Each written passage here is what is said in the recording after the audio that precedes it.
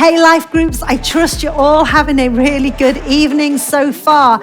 And I'm excited to bring this second part of Fatal Distraction to you because I think you can have some great conversation today around this particular subject. Remember, we talked about how distraction, it is the enemy's way of pulling you away from the purpose and the plans of God.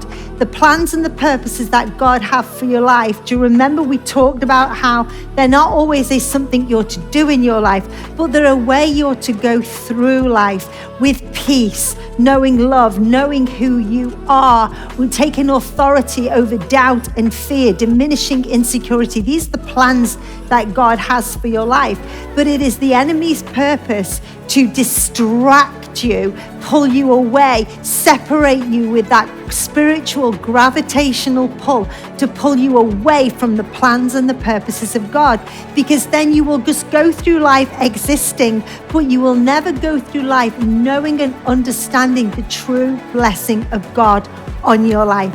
So we talked about three areas, three guises really that the enemy would come in to distract you in life. The first was the distraction of identity. And we looked at this and I said it will be the most common and the most popular way that the enemy will want to distract your life is by getting you to believe that you are something that you are actually not. We talked about how you can't form your identity through your job or through a title that's given to you, because you won't be working that job forever. And if you go by the role of mother or father, or those children are going to grow up and no longer need you. And so your identity is not formed in that way. Neither is your identity what has happened to you or what they said about you. They are all false identities that the enemy wants you to believe about yourself, because you will limit yourself to believing so small. But God has such a world for you to step into, and it is only found in your true identity. There are blessings to be accessed with God. But in the same way, passport control only let you enter a new country when you go by your true identity, so too can we only access the blessings of God, this new world, this new way of living that He has for us by going by our true identity. And our true identity is, I am a child of God. I'm an achiever. I'm an overcomer. I'm saved by His grace. I'm healed. That's part of my story. I'm sanctified for His glory. I am an overcomer through the blood of the Lamb. That is who I am. And some of you need to just get some good I ams about yourself and stop identifying with what you believe and what was said about you, and start to find who you are and access your true identity. Access this whole new world of blessings God has for you through your true identity.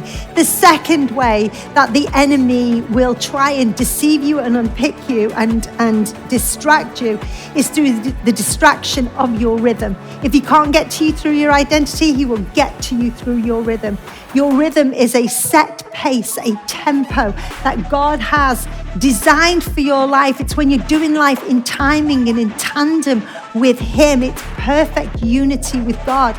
And so the enemy wants to disrupt that in your life. He wants to get you out of sequence with God, because when you're out of sequence with God, you're not moving and flowing in the ways of God. And so he wants to get you to do things prematurely, get you to do things too soon, speak too soon. You send that text as a reaction and not as a response. You give up on yourself too soon. You give up on the relationship too soon. All of the things that you do too soon gets you out of timing with God, but also he gets you to delay and procrastinate, so you never step into the blessings of God. He will tell you that, you haven't asked that person for forgiveness. You haven't sent the apology. You haven't put the wrong right. You haven't done the things that you know you're supposed to have done by now. You haven't separated with that group from that group of people. You've been saying for a long time you're going to, and you've never done it. It's procrastination, and it's out of timing with God. And the third thing that the enemy does is he brings a tactic into your life, and it's called the distraction of counterfeit.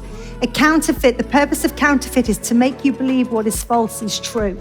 It's like counterfeit money looks the real deal, but it is in fact fake. And so the enemy will always have a counterfeit for the thing that you desire. And so he will give you a counterfeit relationship or a counterfeit opportunity or even a counterfeit friend. And you will know when it's a counterfeit and not the truth, because the counterfeit will always get you to compromise. It will always get you to compromise on your morals, your values, your integrity. So anytime you step into something, into a relationship, into a business opportunity, into a friendship circle, anytime you make a decision and you pursue in a certain direction and it's causing you to compromise who you are, what you believe, what your morals are, what your integrity is, what your passion is, anytime it's getting you to compromise, it is counterfeit and it is not the real deal. So, my friends, in closing, I just want to say God has the best for you. He has a blessed life for you. He has a world of value treasure for you in the form of blessings and answered prayers. And he wants you to be an overcomer.